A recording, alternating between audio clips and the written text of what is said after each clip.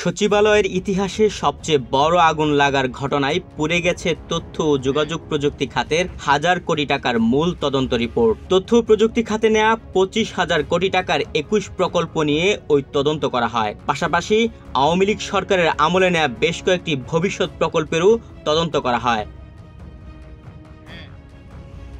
22 December ডাক, টেলিযোগাযোগ ও তথ্য প্রযুক্তি মন্ত্রণালয় এবং তথ্য ও সম্প্রচার মন্ত্রণালয়ের উপদেষ্টা মোহাম্মদ নাহিদ ইসলামের কাছে প্রতিবেদনের মূল কপি জমা দেওয়া হয়। ওই রিপোর্ট জমা দেওয়ার 3 দিন পরই সচিবালয়ে অগ্নিকাণ্ডের ঘটনা ঘটে। এদিকে সচিবালয়ের মূল তদন্ত প্রতিবেদন পড়লেও আলাদা একটি কপি রয়ে গেছে আগারগাঁয়ে থাকা আইসিটি টাওয়ারে। তদন্তকারী কর্মকর্তার অফিস ওই ভবনে থাকায় রিপোর্টের কপিটি থেকে যায়।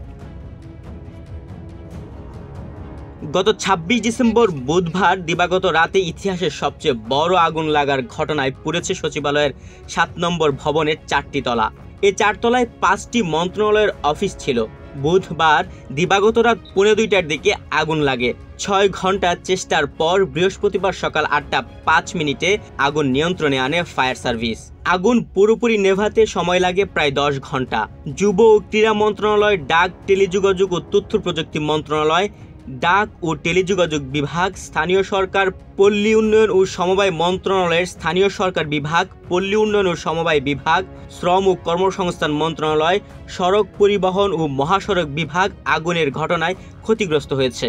এসব মন্ত্রণালয় ও বিভাগের নথিপত্র পুড়ে ছাই হয়ে গেছে।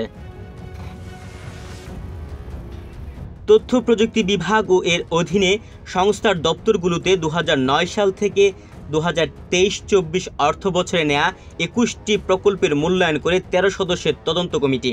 8 আগস্ট ওই কমিটি গঠন করা হয়, যার আহ্বায়ক ছিলেন বিভাগের অতিরিক্ত সচিব মাহবুবুর রহমান। উপদেষ্টা মোহাম্মদ নাহিদ ইসলামের নির্দেশে ওই কমিটি গঠন করা হয়।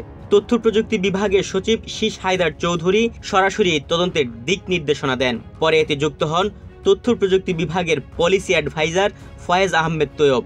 তদন্ত সংশ্লিষ্টরা জানান, প্রকল্পগুলোতে প্রয়োজনের তুলনায় অতিরিক্ত ব্যয় করা হয়েছে প্রায় 10,000 কোটি টাকা।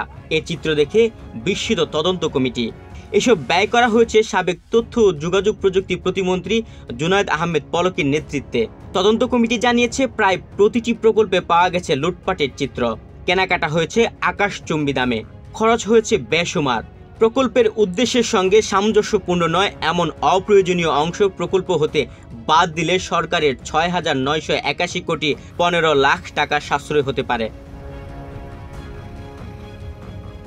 এদিকে ওই তদন্ত প্রতিবেদন পাওয়ার পর উপদেষ্টা নাহিদ ইসলাম 22 ডিসেম্বর সচিবালয়ে সাংবাদিকদের বলেন, দেশের জনপরিসরে স্বৈরাচারী আওয়ামী লীগ সরকার তথ্য প্রযুক্তি খাতকে একটি ভয়াবহ লুটপাট ও অব্যবস্থাপনার খাত হিসেবে পরিচিত করিয়ে দিয়ে গেছে। দেশের গণমাধ্যমে এসব নিয়ে বহু প্রতিবেদন প্রকাশিত হয়েছে। আওয়ামী অপকর্মে দেশের ডিজিটাল ইকোনমি এবং ডিজিটাল ট্রান্সফরমেশন ভাবমূর্তি ক্ষতিগ্রস্ত হয়েছে এবং দেশের বৈদেশিক ঋণ পরিস্থিতিও নাজুক হয়েছে। এমন বেপরোয়া দুর্নীতির উপর দাঁড়িয়ে গণ অভ্যুত্থান পরবর্তী নতুন সরকারের উপদেষ্টা হিসেবে দায়িত্ব প্রাপ্তির পরে খাতের অপখরচ ও মেগা দুর্নীতি থামানোর জন্য যথাযথ তদন্তের উদ্যোগ নিয়েছে। নিউজ ডেস্ক, বাংলাদেশ প্রতিদিন।